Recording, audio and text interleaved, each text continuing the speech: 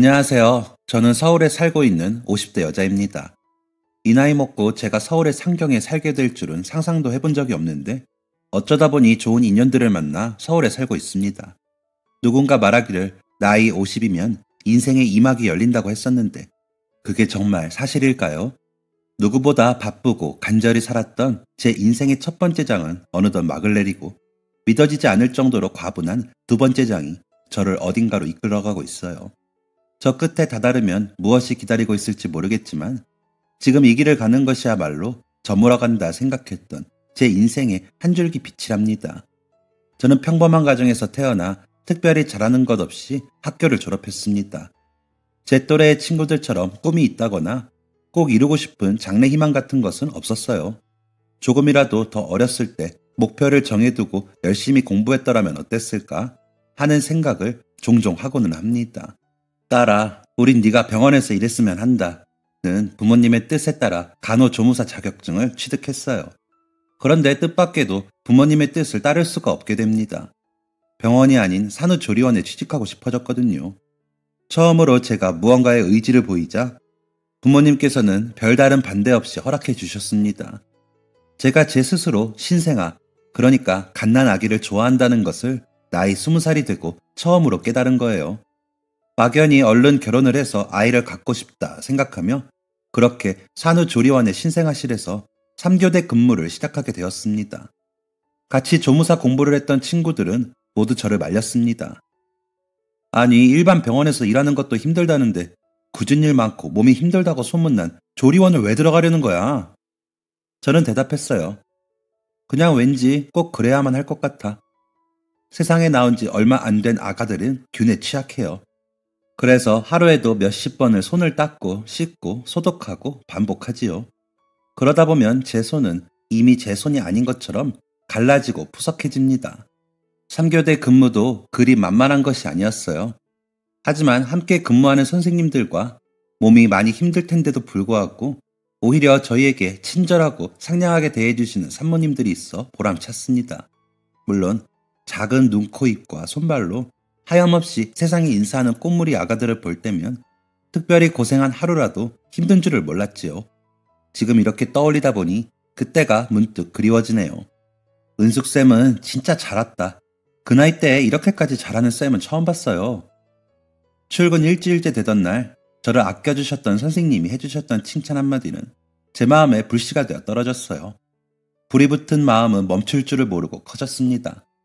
누군가에게 인정받는다는 것은 말로 설명할 수 없이 기쁜 일이더라고요. 그 칭찬 한마디로 조리원에 뼈를 묻겠다는 결심까지 하며 근 10년을 일했네요. 먼저 이직을 하셨던 그 선생님은 제게 은숙쌤한테는 무서워서 칭찬을 못하겠다 라는 농담까지 하실 정도였습니다. 조리원에서 근무하는 10여 년 동안에는 참 많은 일들이 있었습니다. 먼저 저희 남편을 만났습니다. 3교대로 근무하다 보면 한 달이 어떻게 흘러가는지 모를 정도로 정신이 없어서 연애는커녕 병원의 사람들을 만나는 건 가족들과 친구들이 전부였어요. 솔직히 말씀드리자면 친구들과의 만남도 점점 소홀해질 수밖에 없었습니다.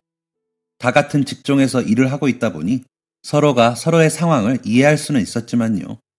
그런데 저를 전혀 모르는 새로운 사람을 만나 저를 설명하고 이해시키기가 참 용기가 나질 않았습니다. 몇 번 소개팅을 주선해주겠다던 친구들도 미적지근한 저의 반응에 포기를 하고 저도 그저 그렇게 살아가고 있었어요. 그러던 어느 날 오랜만에 친구를 만났습니다. 그 친구는 휴일이었고 저는 밤근무라 낮에 시간이 되는 날이었어요.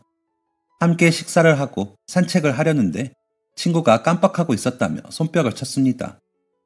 나 얼마 전에 은숙이 너하고 딱 어울리는 곳 발견했는데 만나면 꼭 데려가야지 해놓고 깜빡하고 있었네. 그래? 그게 어디야? 친구 혜미가 데려간 곳은 동네에 있는 오래된 작은 서점이었습니다. 입구를 들어서자마자 기분 좋은 책 냄새가 코끝을 간지럽혔어요. 은숙이 너 책 무지하게 좋아하잖아. 어머, 야, 너무 마음에 든다. 어떻게 이런 곳을 발견했어? 내가 누구야? 고혜미잖아. 여기 분위기도 너무 좋지? 정말 너무 마음에 든다. 책 냄새도 좋고.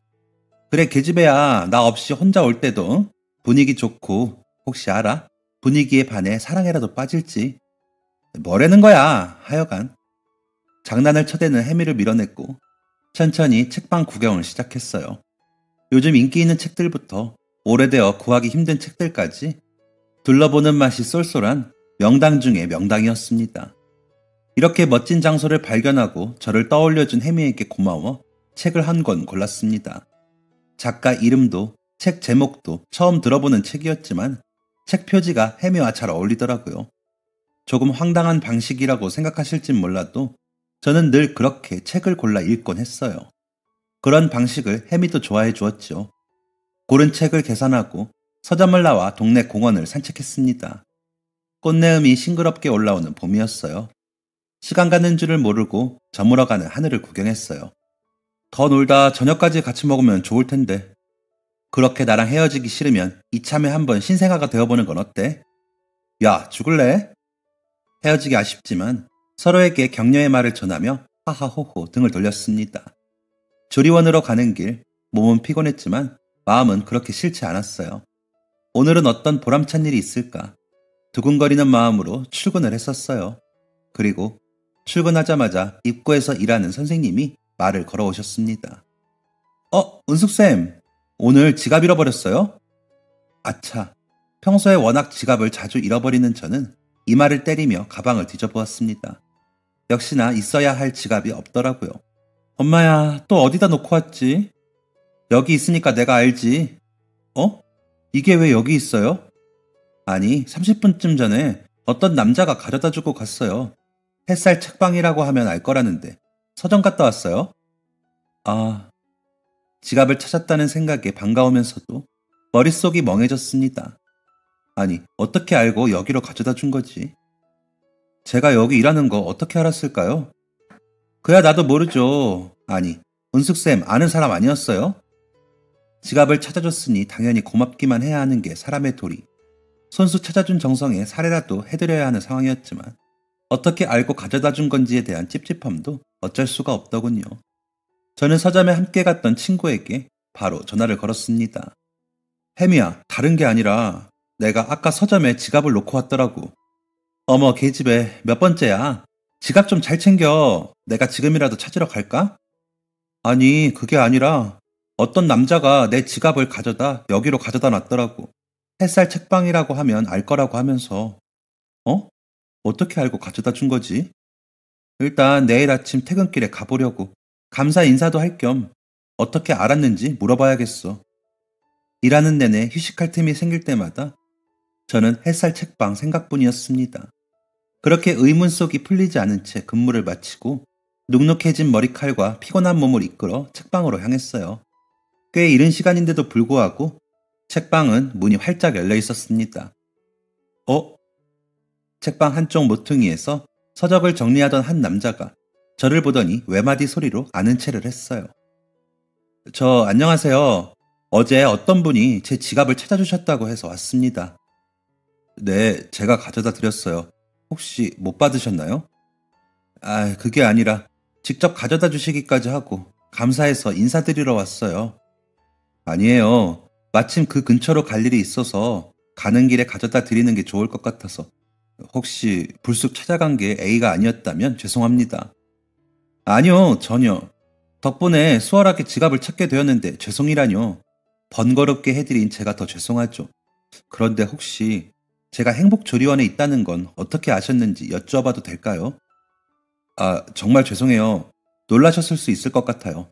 계산대 위에 지갑이 놓여있기에 돌아오실 줄 알고 기다렸는데 문 닫을 때까지 오시지 않으셔서 지갑을 열어보았습니다. 사실 그날 유일하게 방문해주신 손님이라 잘 찾아드리고 싶은 마음에 죄송합니다. 남자는 얼굴이 새빨개져서 연신 죄송하다는 말을 되풀이했어요. 그런 착한 마음을 먼지 한 톨만큼이라도 오해했던 제가 너무 부끄러워지더라고요. 저도 덩달아 얼굴이 붉게 물들었습니다. 아니에요. 정말 제가 죄송합니다. 이렇게 좋은 마음으로 노력해 주셨는데 제가 정말 창피하네요. 너무 죄송합니다. 제가 너무 감사해서 사례라도 드리고 싶은데 여기 얼마 안 되지만 받아주시면 감사하겠어요. 저는 지갑 속에 있던 현금을 몽땅 털어 남자의 손 앞으로 내밀었어요.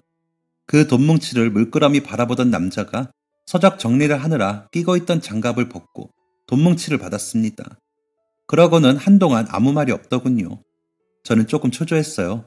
이런 행동이 무례해 보였다면 어떡하지? 더 진심을 담아 사과하는 게 먼저였던 건 아닐까 하고요. 괜찮으시면 점심 식사 같이 하실래요? 네? 제 걱정과는 달리 손에 쥐어진 돈을 한참 바라보며 말이 없던 남자는 벼랑간 식사를 같이 하지 않겠냐고 물어왔어요. 갑자기 무슨 점심 식사를 하자는 거지? 사례금이 부족해 밥이라도 더 사달라는 건가? 생각이 의식의 흐름대로 흘러가던 그 순간, 아직 점심 먹기에 좀 이른 시간이긴 하지만 제가 이 돈으로 맛있는 식사 사드리겠습니다. 제 머리로는 도저히 예측 불가능한 전개가 시작되어 버렸습니다. 얼떨결에 국밥집에 나란히 앉은 남자와 저. 무슨 생각으로 따라온 건지 제 자신을 이해할 수가 없었어요. 당황스러운 전개에 얼른 먹고 일어나고 싶었지만 이놈의 국밥이 어찌나 뜨거운지. 맛있는 식사라고 해놓고 국밥집이라 면목이 없습니다. 시간이 너무 일러서 갈 만한 식당이 없네요. 아니에요, 괜찮아요. 저 국밥 좋아해요. 어색함을 모면하려 과장된 대답만 늘어놓는데 제 얼굴을 빤히 들여다보고는 얼굴이 다시 시뻘겋게 달아오르던 남자. 벌써 5번째 비어버린 물잔에 다시 찬물을 채워넣습니다. 다음에 다시 식사를 대접해도 될까요? 네? 왜요? 지금도 충분히 어색하고 더군다나 어제 밤샘 근무를 해서 피곤이 눈 바로 아래까지 차올랐는데 자꾸만 어색한 말을 이어가는 남자가 이상하게 느껴져 반사적으로 날카로운 대답을 해버렸어요. 제 대답에 두 눈을 질끈 감던 남자는 국밥 뚝배기 옆에 놓인 깍두기 국물 마냥 제 얼굴을 새빨갛게 물들였습니다. 죄송합니다. 그쪽한테 반했습니다. 더 알아가고 싶습니다. 사실 지갑을 가져다 드린 것도 오바인 걸 알면서 무리했습니다. 혹시나 한 번 더 뵐 수 있을까 하고. 근데 안 계신다고 해서 체념하고 지갑만 놓고 왔는데 다시 문 앞에 서 계신 걸 보고 책방이 아니라 꽃밭에 앉아있는 듯한 기분을 느꼈습니다. 이런 제가 이상하게 보이시겠지만 저도 이런 적은 처음이라 어떻게 하는 게 예의 있는 방법인지 모르겠습니다. 그러니까 지금 이게 국밥집에서 드릴 말씀도 아니지만. 남자는 말을 끝맺지 못하고 앞에 놓인 물잔을 또 들이켰어요. 6잔째였습니다. 찬물을 왜 그렇게 많이 드세요? 속 버려요. 알겠다는 대답 대신 듣도 보도 못한 이상한 말을 늘어놓은 저는 어느새 그 남자가 만들어 놓은 꽃밭에 함께 서 있더군요. 2번째 만남도 3번째 만남도 남자는 한결같이 솔직하고 따뜻했습니다. 그렇게 1년, 2년, 5년을 만난 저희는 결혼까지 하게 되었어요. 저의 결혼 소식에 누구보다 기뻐했던 건 바로 그 책방을 처음으로 데려가 주었던 친구 햄이었습니다. 연애 한 번 하지 않고 조리원과 서점만 왔다 갔다 하는 제가 골칫덩이였던 친구 녀석은 얌전한 고양이가 부뚜막에 먼저 올라간다며 박수를 치고 좋아했어요. 친구의 그런 주접이 싫지만은 않았던 저희 부부는 그 친구 부부를 집으로 초대해 맛있는 음식을 나눠 먹으며 자주 얼굴을 보곤 했어요. 저희 넷은 누구보다도 절친한 사이가 되어 있었죠. 결혼하고 반년쯤 지난 어느 날 평소처럼 저희 집에서 저녁을 함께 먹다가 혜미가 쑥스러운 듯 이야기를 꺼냈습니다.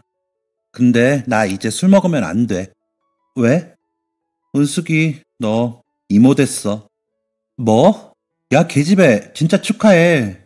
축하드려요. 어머 정말? 너랑 용준 씨랑 이렇게 넷이 술 먹고 노는 게 좋아서 진짜 늦게 가지려고 했거든. 근데 이렇게 덜컥 들어설 줄이야. 못 살겠어 정말. 그런 말 하지 마. 얼마나 축하할 일이니. 너무 축하해 혜미야. 친구 혜미의 임신은 너무나도 축하할 일이었죠. 하지만 혜미네 부부가 집으로 돌아간 후 저는 뒤돌아 눈물을 훔쳤습니다. 친한 친구의 임신 소식이 가슴에 비수가 되어 꽂혔기 때문이에요. 오래전부터 가정을 이루고 아이를 갖고 싶었던 저는 남편과 결혼 후 꾸준히 아이를 갖기 위해 노력해왔어요. 하지만 잘 되지 않았고 그때가 결혼하고 6개월 정도 되었을 때니 마음이 지쳐가기 시작할 쯤이었거든요. 낙담하는 저를 남편은 따뜻하게 안아주며 위로해 주었습니다. 그때까지만 해도 그래 용준 씨가 있으니 힘내자, 좌절하지 말자, 할 수 있다 하는 마음으로 견뎠습니다. 시간이 흐르고 저희 부부가 수차례 노력했던 아이 갖기라는 계획은 실패하고 또 실패하고 무너지고 또 무너지고 있었습니다. 그 사이에 친구는 만삭이 되고 출산을 하고 그 아이의 돌잔치도 했어요. 가장 가까운 곳에서 누구보다 축하하는 마음이었지만 가장 가까운 곳에서 그 모든 과정을 지켜보는 것 또한 제게 너무 큰 고통이었습니다. 약 3년간 시도하고 실패할 때마다 세상으로부터 불합격 도장을 받는 듯한 기분이었어요. 제가 고통스러운 것은 친구네 가족을 보는 것만이 아니었습니다. 바로 누구보다 열정적으로 근무하고 그 공간 자체를 사랑했던 제가 나는 가질 수 없는 행복을 경험하고 있는 사람들을 보는 게 힘들어진 거죠. 아무에게도 내색할 수는 없었습니다. 그저 일이라고 평소처럼 하면 된다고 생각을 하면서 하루하루를 보냈어요. 더 이상 신생아들을 돌보는 것이 행복하지도 산모들을 마주하는 것이 보람차지도 않았습니다. 그렇게 멈춰서게 되었어요. 멈추어 서서 시간을 돌아보니 어느덧 이 조리원에서 10년을 근무한 사람이 되어 있더라고요. 떠나야 한다는 사실이 착잡하기도 했지만 후련하기도 했습니다. 사직서를 내고 한 달간만 더 근무하기로 했어요. 마지막 근무 달이라고 생각하니 조리원 내에 비치된 작은 소품들까지도 모두 애틋하게 느껴졌습니다. 2주 정도 남았을 때였던 것 같아요. 밥맛이 없어 1층 공원에 내려가 간단히 책을 읽고 물 한 잔 가득 받아서 올라왔어요. 가끔 그렇게 하면 속이 편안해지더라고요. 그런데 얼마 안 가 어느 산모님이 데스크 앞을 서성거리셨습니다. 어디 불편한 데 있으세요? 도와드릴까요? 아니요, 제가 이걸 주워서 누가 정수기 위에 올려두고 갔더라고요. 혹시나 주인을 찾지 않을까 해서요. 책 사이에 꽂아둔 익숙한 책갈피에 이건 내 책이구나 하는 생각이 번뜩 들었습니다. 물을 받으면서 그대로 두고 온 것이었어요. 아이고, 내 정신 좀 봐. 제 거네요. 물 받으러 갔다가 물잔만 들고 그대로 와버렸네요. 감사합니다. 아니에요. 마침 주인이 있어서 다행이네요. 보려고 본 건 아닌데 책갈피가 멋있더라고요. 아, 이거요? 멋있죠? 남편과 자주 가던 여행지를 사진으로 찍어 인화한 책갈피였습니다. 말이 책갈피였지. 그냥 사진을 꽂아둔 것이었어요. 마음이 답답할 때 꺼내보라던 남편의 말대로 책 한 페이지에 사진 한 번 번갈아 보면 그날 받은 스트레스가 조금은 날아가는 기분이었어요. 네, 멋있어요. 여기 가보셨어요? 네, 가봤어요. 자주는 아니지만 남편이랑 시간 날 때마다 여기로 여행 가요. 너무 좋죠? 정말요? 저도 작년에 여기 다녀왔는데 참 그림 같고 예쁜 곳이에요. 산모님은 오래 서 있기가 힘든지 한 손으로는 데스크를 붙잡고 한 손으로는 머리와 골반을 번갈아 짚어가면서 대화를 이어갔습니다. 깡마른 몸에 힘없는 그 모습이 곧 쓰러지기라도 할 것처럼 아슬아슬해 보였어요. 많이 힘드세요? 충분히 쉬어야겠어요. 밥은 잘 챙겨 드시고 계시죠? 입맛에 안 맞는다거나 한 거 있으면 바로 말씀해 주세요. 입맛도 없고 머리도 자주 어지럽고 몸은 몸대로 아프고 제왕절개하면 회복하는 데 오래 걸리고 많이 아프다 그래서 억지로 자연분만 했는데 자연분만도 아프다는 건 왜 아무도 알려주지 않은 걸까요? 이렇게 힘들 줄은 정말 몰랐어요. 품고 있을 때만 힘든 줄 알았지. 낳을 때만 힘든 줄 알았지. 낳고 나서도 이렇게 힘들 줄은. 잔뜩 울상이 된 얼굴로 넋두리를 하는 산모님의 손을 잡아드리자 살짝 놀라면서도 반대쪽 손까지 뻗어 제 손 안에 구겨 넣는 모습이 아이같이 귀여우면서도 안쓰러웠습니다. 두 손은 또 어찌나 차가운지 걱정되면서도 마음 한편으로 부러운 마음이 들었어요. 몸이 많이 차가우세요. 더 따뜻하게 챙겨 입으시고 물도 따뜻하게 드시고요. 힘든 고통 이겨내시느라 너무 고생 많으세요. 푹 쉬면서 무사히 회복하시고 가벼워진 몸으로 복돌이랑 댁으로 돌아가세요. 사모님, 화이팅입니다.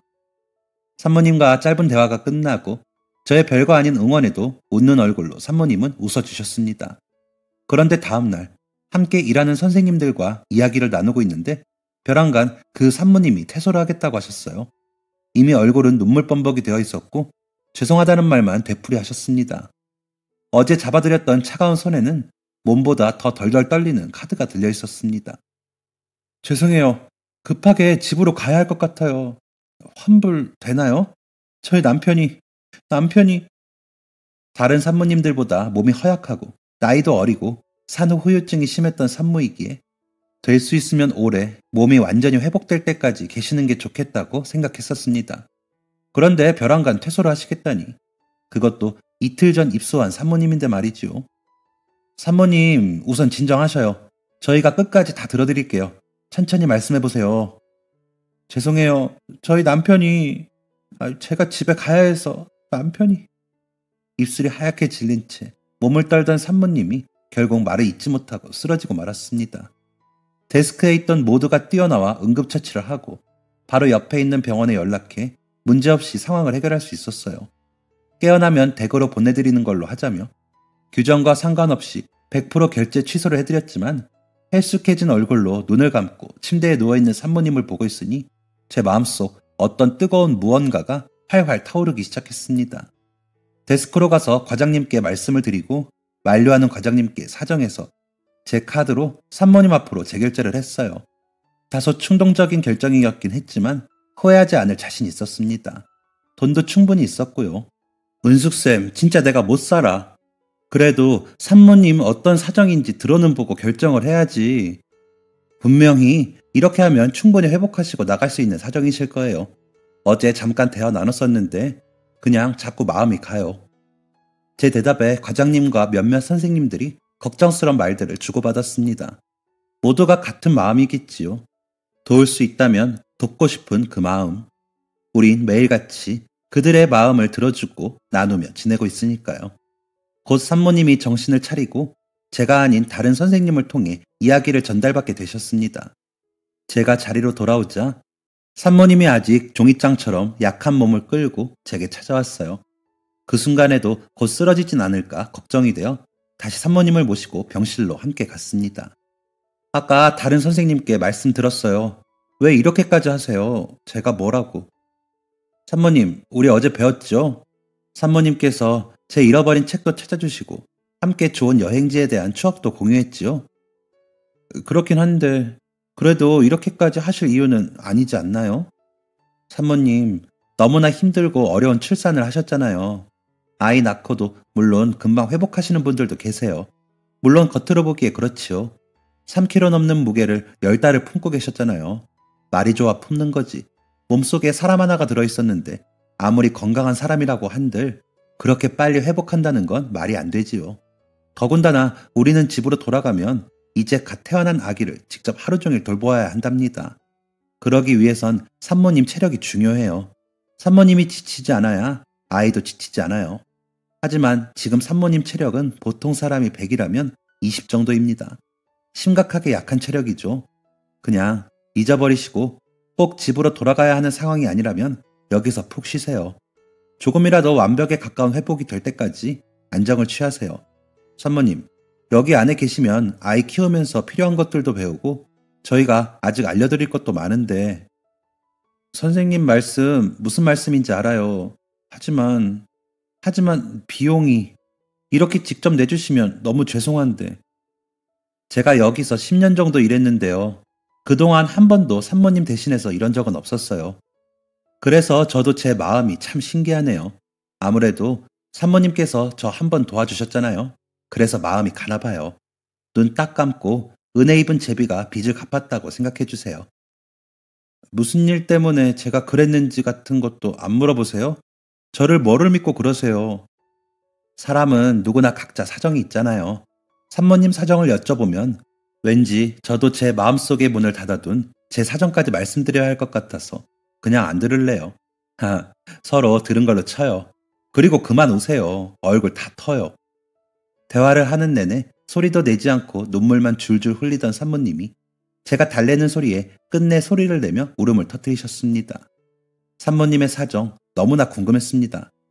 하지만 왠지 제가 난임으로 고생하고 있다는 말은 3년이나 노력했지만 아이가 들어서지 않아 마음고생 끝에 10년이나 몸담았던 곳을 떠나기로 결심했다는 말은 하고 싶지 않더라고요. 물론 산모님은 묻지 않으시겠지만 제 비밀도 이야기하지 못할 거면서 다른 사람에게 털어놓으라고 강요하고 싶지가 않았습니다. 2주가 채 되기 전 산모님은 여전히 종이장처럼 말랐지만 이전보다 훨씬 좋아진 얼굴로 퇴소를 하게 되었습니다. 활짝 웃는 얼굴에는 더 이상 그 어떤 근심도 보이지 않는 것 같았어요. 선생님, 덕분에 너무 잘 있다가 갑니다. 우리 아기 나중에 자라면 선생님 이야기 꼭 들려줄 거예요. 아가야, 엄마가 너 낳고 몸이 물먹은 휴지처럼 엉망이었을 때 엄마 곁에 진짜 천사가 존재했었단다 하고요. 정말 감사합니다. 저랑 우리 아가한테 선생님은 천사 그 이상이었어요. 정말 감사해요. 아이고, 이렇게 생긴 천사가 세상에 어디 있대요. 과찬이네요. 그래도 산모님 얼굴 좋아지셔서 정말 마음이 놓여요. 댁으로 돌아가시면 복돌이와의 하루하루가 적응 안 되고 힘들겠지만 저희가 알려드린 노하우들 꼭 놓치지 말고 써보세요. 건강하게 퇴소하시는 것 축하드려요. 복돌아, 가서 엄마 말씀 잘 들어야 한다. 그리고 이거 딴 건 아니고 편지예요. 나중에 저 가고 나면 읽어보세요. 다음에 또 뵈러 올게요. 감사합니다. 안녕히 계세요. 사모님은 작은 종이봉투를 제게 불쑥 쥐어주고는 뒷걸음치며 조리원을 떠나셨습니다. 옆에서 함께 배웅하던 선생님이 미소를 지으며 제 어깨를 감싸주셨어요. 아이고, 은숙쌤 러브레터 받았네. 벌써 울 것 같은 표정이라서 휴지 여기. 제 눈물샘이 가동되고 있다는 걸 어떻게 알았는지 적당히 울고 밥 먹으러 가자며 휴지를 챙겨주셨어요. 봉투를 열자 작은 박스 안에 티백이 가득했습니다. 그리고 작은 글씨로 써내려간 편지 한 장이 있었어요. 선생님 안녕하세요. 복돌 엄마입니다. 덕분에 2주 동안 산후조리도 너무 잘하고 첫 육아 노하우까지 꼼꼼하게 배워가요. 선생님, 힘들었던 저의 곁에 가족처럼 있어주셔서 감사해요. 어쩌면 진짜 가족보다 더 제 마음을 잘 헤아려 주셨던 것 같아요. 저희 남편이 그때 사기를 당해서 집이 내려앉을 위기였는데 너무 절망스러웠는데 선생님 도움받고 남편이랑 저랑 생각을 다시 하게 되면서 잘 극복할 수 있었습니다. 어쩌면 선생님이 주신 도움이 저희한테 또 다른 의미의 용기가 되었던 것 같아요. 선생님, 제가 퇴소하고 나서는 책을 잃어버리셔도 찾아줄 산모가 없으니 잃어버리지 마세요. 건망증에 좋은 차가 있다고 해서 남편 시켜서 사왔어요. 꼭 챙겨 드세요. 더 훌륭하고 좋은 걸로 보답해드리지 못해서 죄송합니다. 베풀어 주셨던 그 마음 꼭 갖겠습니다. 안녕히 계세요. 다시 한번 감사합니다.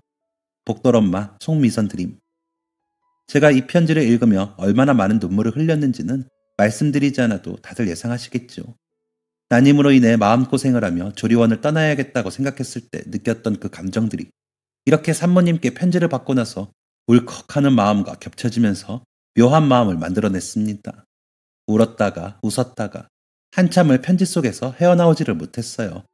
마지막 떠나는 이 조리원에서의 작별 인사를 제대로 하는 기분이 들었습니다. 저는 며칠 후 완전히 퇴사를 했습니다. 정들었던 선생님들도 산모님, 신생아실도 이제 모두 안녕이었어요.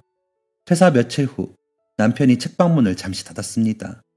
마음의 안정을 위해 남편이 그동안 모아둔 출산 대비 자금으로 둘이 함께 국내에서 행복한 여행을 떠나기로 했어요. 그 여행의 첫 번째 여행지는 산모님과 책갈피를 보며 이야기를 나누었던 사진 속 장소인 경주였습니다. 남편은 여행을 다니는 동안 먹는 것부터 마시는 것, 입는 것 전부 제게 맞추려고 애써 주었어요.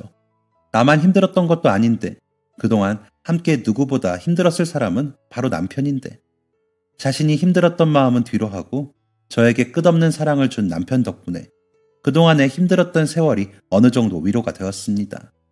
그리고 받기만 하는 건 제 마음이 허락하지 않았기 때문에 남편을 위한 작은 이벤트도 준비해 보았어요. 별거 아니지만 우리 두 사람에게는 무엇보다 삶의 원동력인 우리 두 사람이 담긴 기록들을 작은 영상으로 만들어 CD를 구웠답니다. 노트북에 CD를 켜두고 준비한 편지를 읽어주었어요. 애써 덤덤하게 저를 위로하기에만 급급했던 남편이 무장해제되는 순간이었습니다.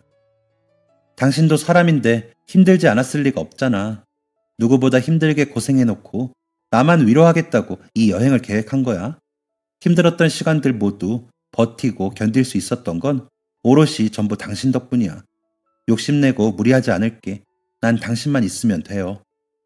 남편은 울컥하는 서러움을 참지 못하고 엉엉 소리내어 울었습니다. 이제는 우리 두 사람의 더 큰 행복을 위해서 욕심을 내려두어야 했습니다. 10년 동안 일하며 아가 천사들 실컷 봤으니 그걸로 됐다고 생각했어요. 저희는 경주부터 여수, 전주까지 돌며 여행을 마쳤어요. 길다면 긴 시간이고 짧다면 짧은 시간이지만 저희만의 방식대로 서로에 대한 애정을 확인할 수 있는 시간이었습니다. 여행 후 일상으로 돌아와 저는 가지고 있던 간호조무사 자격증을 활용해 동네 안과에 취업을 하게 되었습니다. 근무했던 조리원만큼이나 좋은 사람들이 많은 곳이었어요. 게다가 3교대 근무가 없는 그곳은 천국이었습니다. 저는 예전에 비해 시간적, 마음적 여유가 생기자 평소 좋아하던 책을 더 많이 읽을 수 있게 되었습니다. 남편이 운영하는 책방에 들러 책도 읽고 남편과 데이트도 하면서 하루하루 평화롭게 지냈어요. 물론 제 친구 혜민의 부부와도 좋은 관계를 유지하고 지냈답니다. 그렇게 또다시 한 번 더 10년이라는 시간이 지났습니다. 그 시간 동안 저는 깨달았지요. 아, 나는 한 번 발을 붙인 곳에서 어지간하면 발을 떼지 않는 유형의 사람이구나. 남편과 친구 혜미 말로는 제가 이직을 하고도 그렇게 오랜 기간 동안 한 곳에서 일을 계속할 거라고는 생각하지 못했다고 해요. 정말 대단한 것 같다고. 예전에 누군가한테 들었던 말인데 대부분의 사람들이 직장을 그만두는 이유가 사람 때문에 힘들어서 라고 합니다. 생각해보니 혜미를 비롯한 다른 친구들이 이직을 하던 이유가 대부분 누가 괴롭혀서 힘들게 해서 같은 이유였던 것 같아요. 제가 직장을 자주 옮기지 않고 한자리에 잘 버틸 수 있었던 건 아무래도 제가 운이 좋았던 것 같습니다. 함께 일하는 사람들이 하나같이 좋은 분들이었거든요. 10년이라는 시간이 흘렀더니 제가 근무하는 안과 병원이 형편이 좋아졌습니다. 확장 이전을 한다고 했어요. 이전을 앞두고 몇몇 직원들은 휴가를 받게 되었고 저 또한 그중 한 명이었습니다. 저를 위해서라면 언제나 가게 영업은 후순위로 하는 저의 남편은 저의 휴가 소식을 듣자마자 잔뜩 신난 강아지처럼 좋아하며 말했어요. 당신이 좋아하는 경주 여행 갈까? 경주야 뭐 매년 가는데 좋아하긴 누가? 남편의 등 뒤로 팔랑팔랑 강아지 꼬리가 보이는 듯한 착각이 들었습니다. 남편에겐 퉁명스레 말했지만 기분이 너무 좋았어요. 항상 제가 좋아하는 걸 먼저 챙겨주는 우리 남편. 간절히 원하고 바랐던 아이는 없지만 서로에게 의지하고 힘이 되어줄 수 있어 기뻤습니다. 그런 남편과 함께하는 여행이라면 꼭 경주가 아니라 어디라도 좋았습니다. 여보, 당신은 가고 싶은 곳 없어? 맨날 내가 좋아하는 곳만 가잖아. 내가 좋아하는 곳? 있지? 어딘데?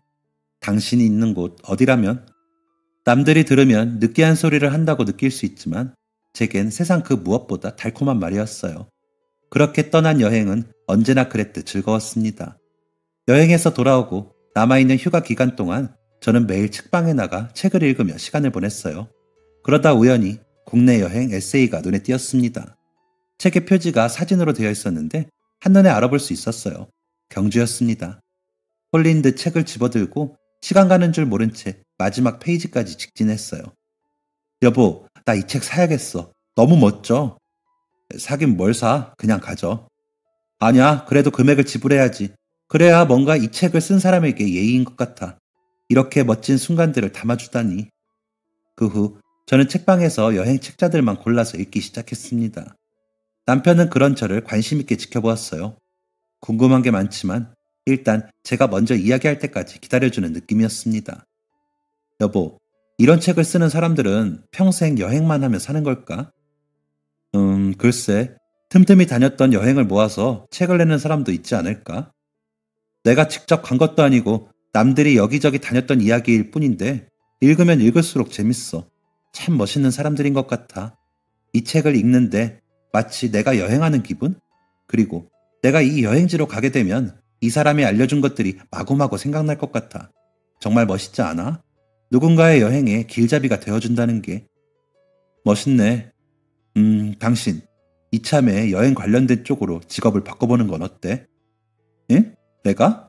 아이고, 내 나이가 지금 40을 훌쩍 넘겼는데 무슨 다른 직업을 가지겠어. 살면서 병원 일 말고는 해본 적 없는 저에게, 이미 40대를 훌쩍 넘긴 저에게 새로운 직업을 갖는다는 것은 엄청난 모험이었습니다. 왜 그렇게 생각해? 아직 우리가 살아갈 인생이 한참 남았어. 하고 싶은 것 도전하고 부딪혀보고 살아야 그게 인생이지. 난 그리고 당신이 정말 멋지게 해낼 것 같아. 방금 나한테 이야기하던 당신 모습, 눈빛이 소녀 같아서. 꿈 많은 소녀. 정말 실패할 사람은 그런 얼굴을 하지 못해. 망설이는 저에게 용기를 북돋아주던 남편. 꿈 많은 소녀라. 문득 학창시절 하고 싶은 것도 되고 싶은 것도 없었던 저의 모습이 떠올랐습니다. 이 나이 먹고 꿈을 키우기 위해 그때 제가 하고 싶은 것이 없었던 게 아닐까요? 사람마다 다 저마다의 때가 있다면 누군가에게는 학창시절이 꿈을 키울 때이고 제게는 지금 이 꿈을 키워볼 때가 아닐까 하는 생각을 했습니다. 용기를 얻은 저는 여행 가이드가 되기 위해 늦은 나이에 꿈을 품고 출발할 수 있었습니다. 필요하다는 자격증부터 있으면 좋다는 자격증까지 따는 건 물론이었고 제가 직접 다녀보면서 좋았던 여행지에 대해 더 자세히 공부도 하면서 준비했어요. 하루라도 더 늦기 전에 여행사에 입사하기 위해 쉬지 않고 온갖 면접을 다 보러 다닌 것 같습니다. 정말 쉽지 않더군요. 가장 큰 장벽은 아마 나이가 아니었나 싶습니다. 어려웠습니다. 늦은 나이에 경력 없이 취업을 한다는 것은. 하지만 어느 면접장에서 만난 젊은 친구가 지나가는 말로 조언을 해주더라고요. 저 지난번에도 뵌 것 같아서 안녕하세요. 저도 면접 보러 다니고 있어요. 저희 어머니도 요즘 사이버 대학에 들어가셔서 공부를 하고 계시는데 어머니 생각이 나서 오지랖이라고 생각하고 주제넘게 들리실 수 있겠지만 도움이 될 수 있을까 해서요. 요즘 고궁 투어 같은 쪽은 젊은 가이드보다 중년 가이드를 선호하는 분들이 꽤 있어요. 한번 그쪽으로도 알아보시면 어떠세요? 제 개인적인 느낌이지만 딱 뵀을 때 어울리는 느낌 있으세요? 어머 반가워요. 이렇게 상세한 조언 너무 고마워요. 누가 나한테 이런 조언을 해준 적이 없는데 참으로 감사합니다. 늦은 나이에 꿈을 가지고 이러는 게 주책처럼 보일까 걱정했는데 덕분에 힘이 나요. 이 고마움을 어떻게 갚으면 좋을까요? 아유 아닙니다. 그저 끝까지 포기하지 마시고 꼭 이루세요. 아직 앳된 학생 같은 얼굴을 한 젊은 친구의 조언에 서로를 함께 응원해주며 기분 좋게 면접을 마쳤습니다. 정말 힘이 나더라고요. 누군가에게 그런 조언을 받는다는 게 저는 그 친구가 했던 말을 그냥 흘려들으면 안 될 것 같았습니다.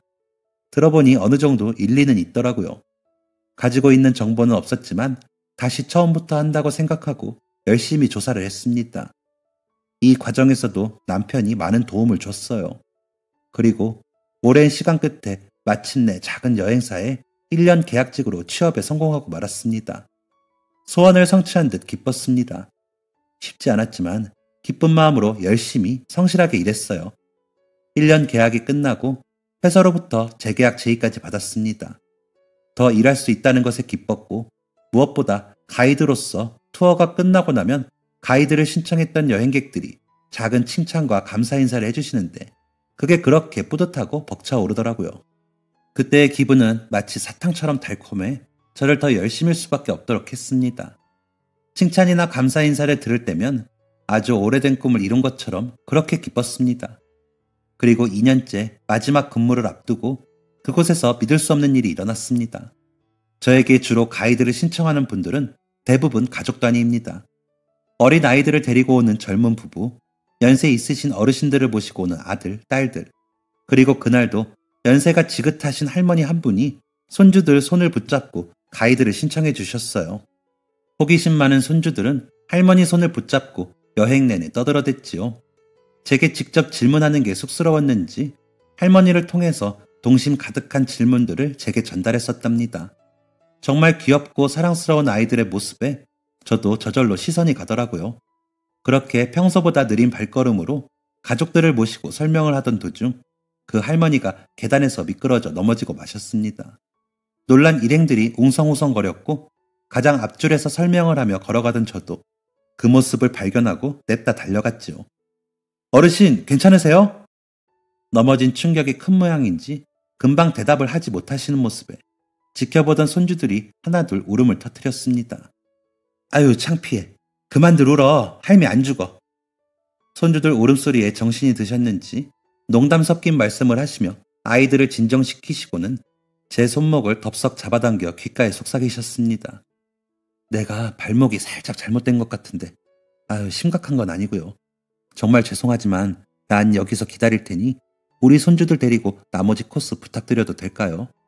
아 설명해주고 인솔만 하기에도 바쁜데 애들 부탁까지 드리는 건 좀 힘들까요? 저는 망설이지 않고 바로 그러겠노라고 대답을 드렸습니다. 하지만 어르신을 혼자 이대로 내버려두고 다음 일정을 갈 수는 없었어요.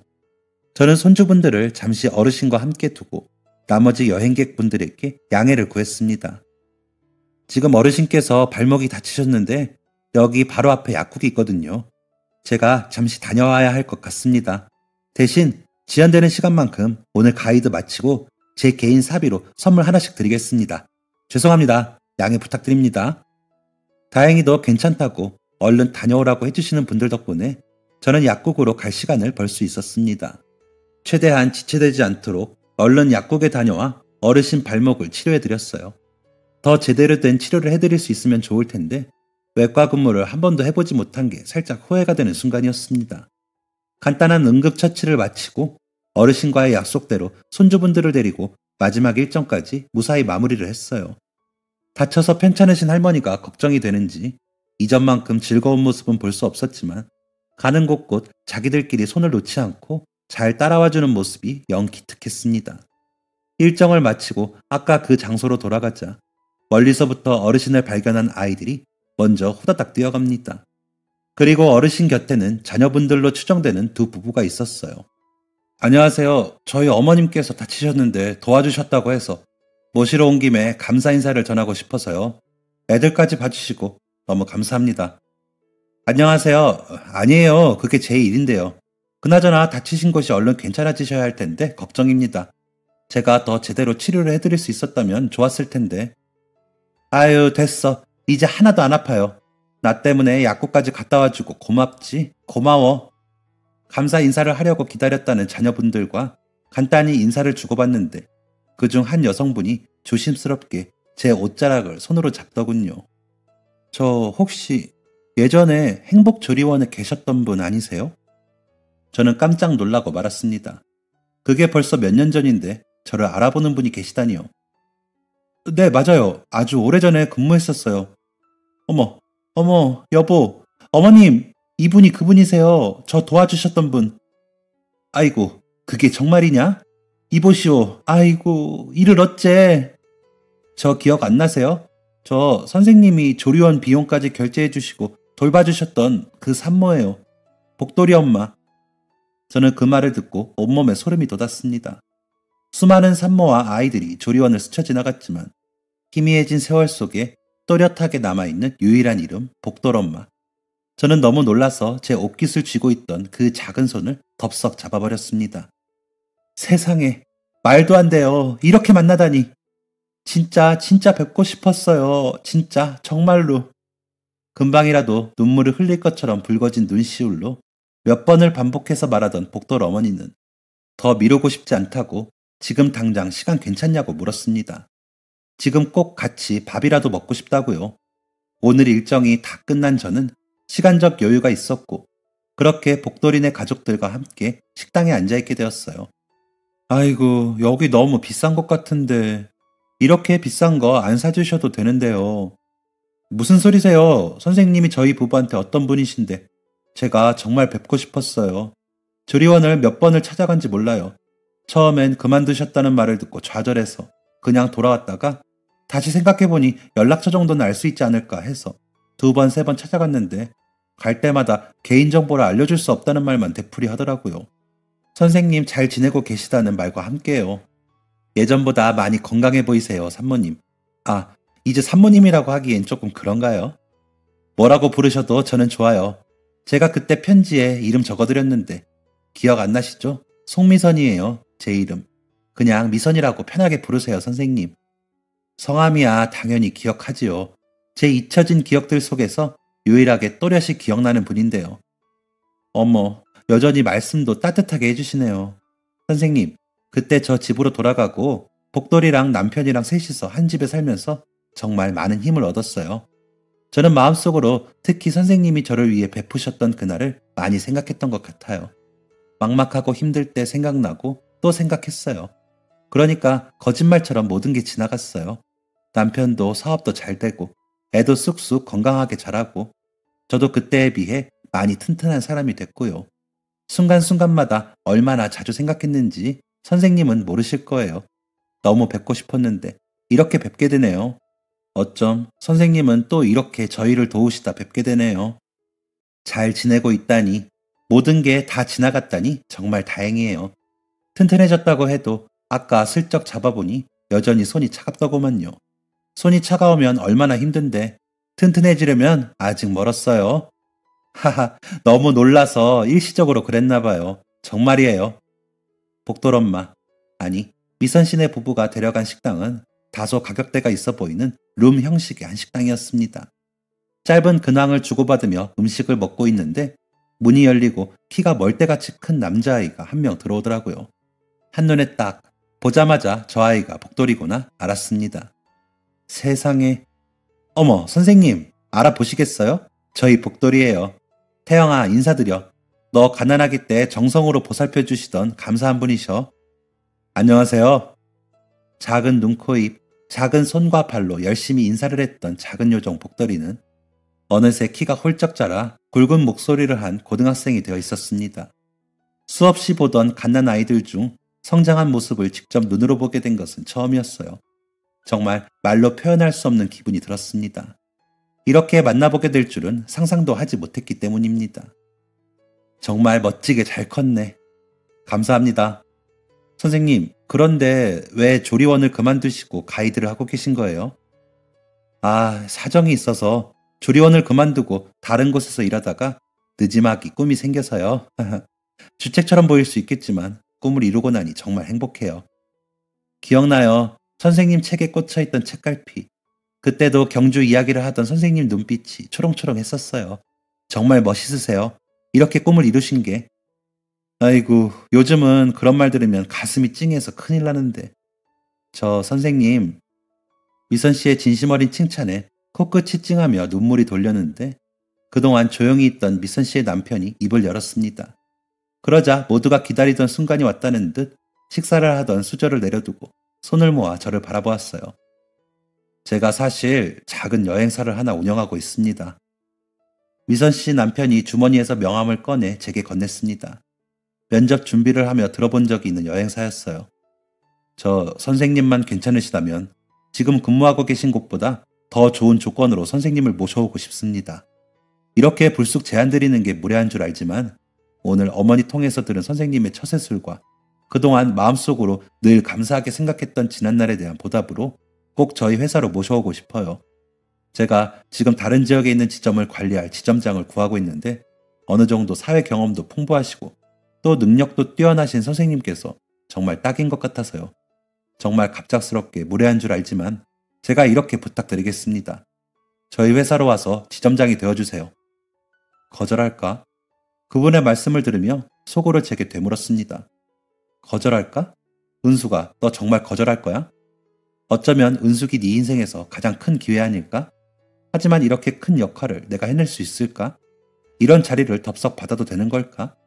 고민은 계속 이어져 끝내 침묵을 만들었습니다. 하지만 평소 같았으면 냅다 거절했을 제가 이렇게 고민을 하고 있다는 건 딱 한 가지 이유 때문이었죠. 바로 정말 하고 싶기 때문이었습니다. 저는 결국 눈을 질끈 감고 대답했어요. 제가 한 번도 거절을 안 하고 덥석 그러겠다고 하면 무례한 건가요? 아니요. 그럴 리가요.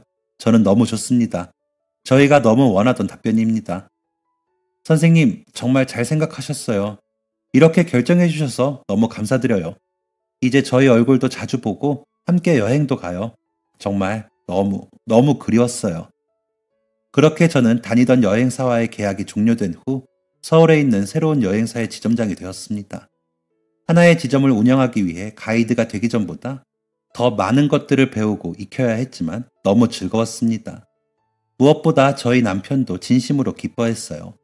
남편은 정들었던 책방까지 떠나보내고 저와 함께 서울로 올라와 지내고 있습니다. 햇살 책방 서울점을 운영하면서요. 준비하는 잠깐 동안 남편과 떨어져 있는 게 너무 힘들었지만 참고 견디고 나니 이곳이 또 천국이네요. 모두의 축하와 격려를 받으며 저는 아직 멋진 여행을 꿈꾸고 있습니다. 부족한 것이 많아서 세상이 나를 불합격 처리해서 좌절했던 수많은 날들, 그날들에도 늘 제 곁엔 가족과 친구가 있었고 멀리서 저를 응원해주던 미선 씨가 있었네요. 너무 늦게 깨달았어요. 제가 몇 살까지 이 일을 할 수 있을지는 모르겠습니다. 다만 힘이 닿는 데까지 그리고 꿈꾸는 동안에는 계속 할 것 같아요. 지금 이렇게 저를 바라보고 제게 조그마한 힘이라도 되어주려고 애써주는 사람들이 있기에 저는 더 노력하고 더 많은 것들을 해내야 하지요. 여러분들도 아직 이루지 못한 이루고 싶은 꿈이 있다면 늦었다고 생각 말고 꼭 부딪혀보세요. 쉽지 않겠지만 늦진 않았답니다. 이렇게 살다가 또 다른 꿈이 생기면 그때 또 사연을 들고 놀러 올게요. 쑥스럽고 부끄러운 저의 이야기 들어주셔서 너무나 감사합니다. 그리고 세상에 있는 우리 산모님들, 출산을 경험했던 세상에 많은 어머니들께 존경한다고, 응원한다고 말씀드리고 싶네요. 존경합니다. 감사합니다. 지금까지 사연 들어주셔서 감사합니다. 사연이 재밌으셨다면 구독과 좋아요를 눌러주세요. 감사합니다. 안녕히 계세요.